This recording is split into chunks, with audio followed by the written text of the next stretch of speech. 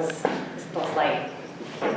You are sitting in a submersible named Alvin in the middle of the Gulf of California off the coast of Mexico, more than a mile down, packed in a 3-inch thick titanium sphere, about 6 feet across, just big enough for 2 of you and a pilot. As you slowly descend to the bottom of the ocean and the surface recedes above you, the light begins to fade. And then all at once, it's gone entirely. You're falling, no motor running, just gravity pulling you down through the water column. You won't touch bottom for an hour and a half. So you sit there in the dark and you wait. But then, through that darkness, things begin to pulse. Blue-white flashes, trails of light. Organisms brush against the hull and illuminate in response. Bioluminescence. You know the word. Maybe you've seen Avatar. Maybe you've seen footage of the deep ocean. So when you hear bioluminescence, you think, yeah, been there. Let me tell you, you have not been there. What the footage can convey is the sheer magnitude of it, the way it utterly surrounds you, the way bioluminescence makes the darkness feel inhabited, alive, like an endless expanse of undulating stars. You feel tiny. You feel impossibly far from everything you know. You feel incredible awe. But then something shifts, and you start to feel a strange but deep sense of belonging, as if you're part of something bigger, something all-encompassing. That descent was the most transformative experience of my life. And when I say that, I don't want to offend my kids. Giving birth to them, that was transformative. So for the record, it's first kids, then submersible. But it's kind of close. I'm an artist, and what I want to share is what draws me to this work, and how collaborating with scientists at sea has changed my art and changed me and how I understand our place on this planet. Most of us, we walk around with a version of the ocean that stops at the surface. It's the view on vacation. But the actual ocean, the 70% of our planet that's water, that's making the Earth habitable, that's generating much of the oxygen we breathe, as we're breathing it right now. Most of us have never really thought about it. Not because we don't care, but because no one has ever shown it to us. And that disconnect between what the ocean actually does and the fact that most of us think it's got nothing to do with us is one of the biggest blind spots out there. The science is extraordinary, and scientists keep making it more extraordinary. And those discoveries go into papers, and those papers go into journals, and much of the world never hears a word of it. The information exists, the wonder exists. What's missing is a bridge. We need to start understanding that the ocean, its surface, but also its depths, are already literally a part of us. That the same kinds of hidden networks running the ocean floor are running the forest floor, invisibly regulating our planet. That the vast microbial systems in the ocean generating oxygen and locking away carbon, and the mycorrhizal webs connecting trees underground through a massive communication and nutrient sharing matrix are both doing enormous work. But most of us, we don't have a picture of either one. What art can do, what I'm trying to do, is make the invisible visible, create moments of connection and wonder that make you feel something. Jacques Cousteau had it right when he said, "You only protect what you love." But how can you love something you've never seen or ever tried to imagine? It's a sad and maybe surprising fact that we know more about the surface of Mars than we do our own oceans. For Mars, we've mapped every inch in stunning detail. Our own oceans, which is to say most of our planet, only about 25%. And shockingly, we've only seen 0.001% with our own eyes.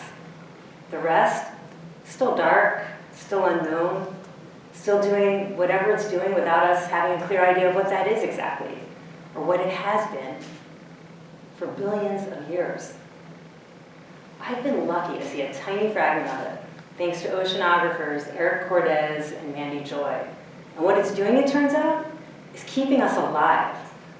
The Gulf of California, where I went down in that 6-foot submersible, is a stretch of ocean so narrow that you can see both coastlines from the right vantage point. Along the bottom lies a plate spreading boundary, a jagged fissure where 2 pieces of the Earth's crust are pulling apart. There you have hydrothermal vents, black smokers, superheated chemicals rushing up from the ocean floor. But here, those coastlines are also shedding sediment from their rivers down onto those vents. All that heat and pressure bearing down is causing oil to form quickly in geological real time, in one of the only places on Earth where this happens. Ancient processes happening right now. When we touched bottom in the sub, I saw microbial mats draped across the surface, white, yellow, orange, pink, feeding on methane and hydrogen sulfide, chemicals that would kill you or me in seconds. Extremophiles. Life that has figured out how to exist in conditions hostile to life as we know it, yet thought to be the origins of life on our planet, our ancestors. And the iron churning out of these massive black smoker chimneys. Nothing could have prepared me for witnessing that primordial fury. That iron, it turns out, doesn't just stay at the bottom. I've learned from geochemist Chris German, and this is recent, by the way, that iron travels through deep ocean currents for thousands of miles, all the way around the globe, and all the way to the surface, where it provides critical nutrients for microorganisms that in turn produce up to 80% of the oxygen we breathe. Every other breath you take ties you to the sea. There's a direct line from that fissure in the ocean floor and the air in your lungs right now. Not a metaphor, but a documented chemical connection. We just don't know about it because it's never been given a shape most of us can hold. Art can be a bridge. Art can do something that scientific data genuinely has a hard time doing, and that is the feeling of being there, in a system, encompassed by it, part of it. When I'm on a ship, I'm not illustrating what the scientists are researching. I'm responding to it. After my Alvin dives, I built a 64-foot interactive installation called Shimmer, using LED lights programmed to mimic a siphonophore, a deep-sea creature that sends trails of bioluminescent light to confuse predators. Motion sensors pick you up as you approach, and the light shifts. You trigger the disturbance. You're not watching the system, you're in it.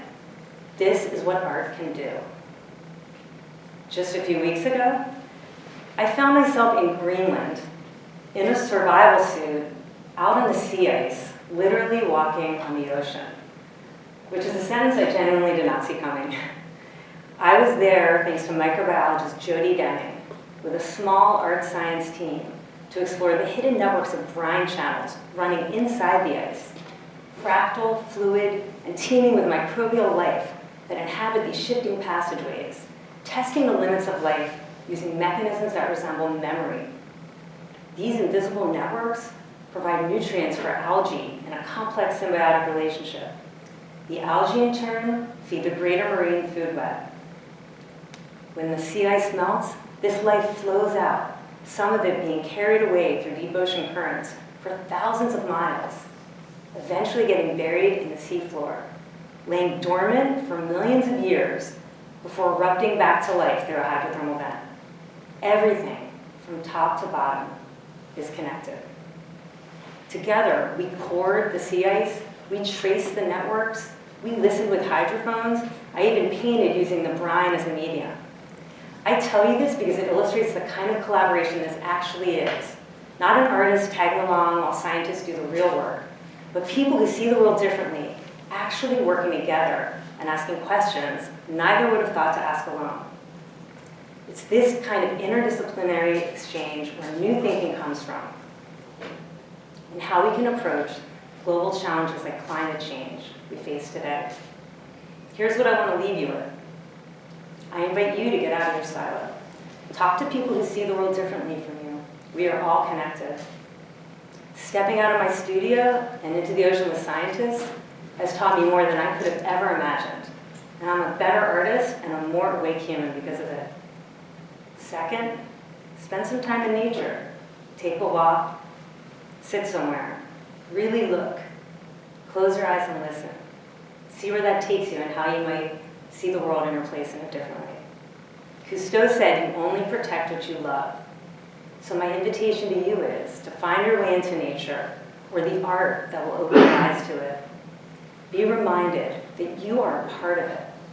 And my hope is that you will fall in love.